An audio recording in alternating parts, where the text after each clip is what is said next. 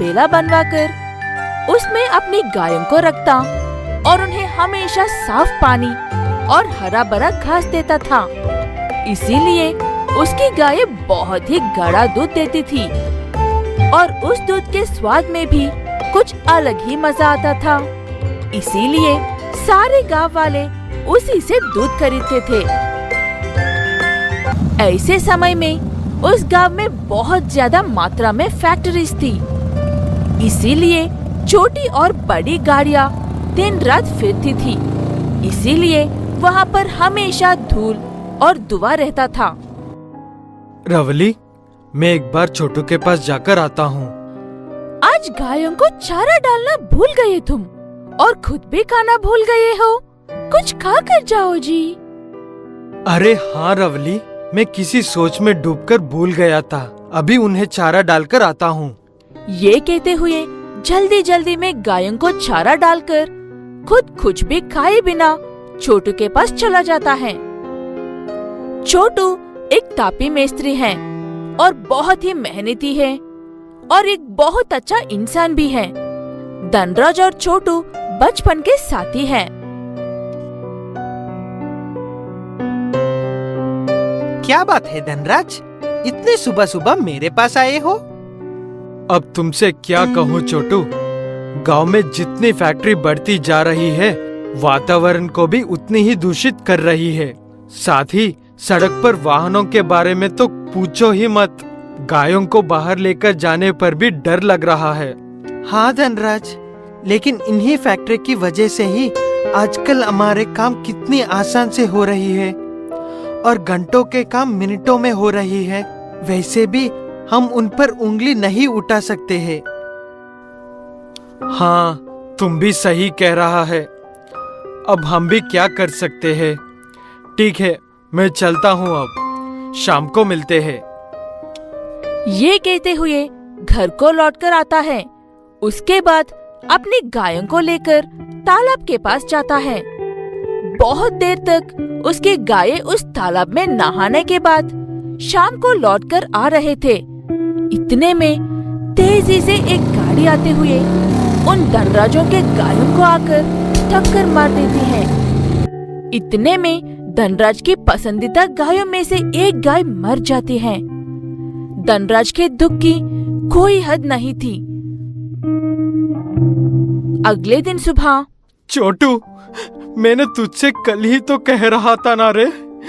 अब मेरा वही डर सच हो गया है। मेरे सबसे प्यारी गाय मर गई है। तुम अपने आप को दोष मत दे मेरे भाई। शाम के वक्त गाड़ियां ऐसे ही घूमती है। थोड़ी सावधानी बरत लेता तो ठीक हो जाता। ये कहते हुए छोटू धनराज को समझाकर चुप करवाता है। उस दिन के बाद से धनराज अपनी गायों को तालाब ले जाना की बंद कर देता है।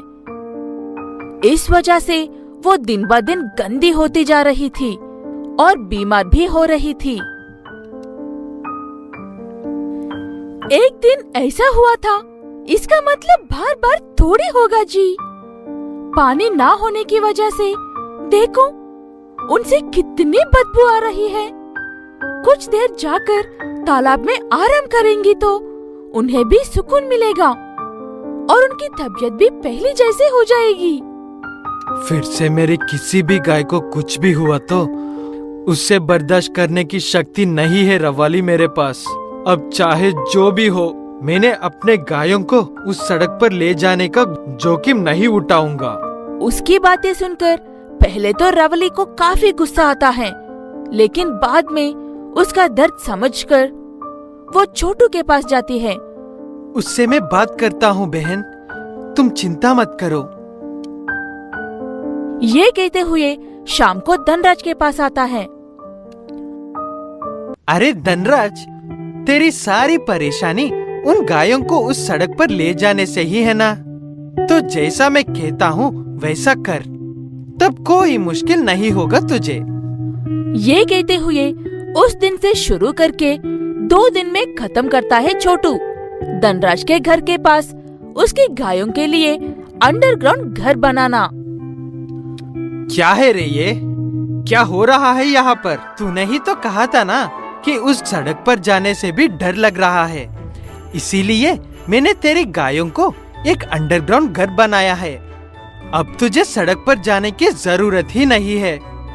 इसमें से तालाब का पानी सीधे यहाँ पर आते हैं। जब तुम्हें पानी चाहिए ढक्कन खोल दो और जब जरूरत ना हो तब इस ढक्कन को बंद कर दो। वो बात सुनकर धनराज बहुत ज्यादा खुश हो जाता है और उस घर का निर्माण पूरा होते ही उन्हें उसमें रहने के लिए छोड़ देता है।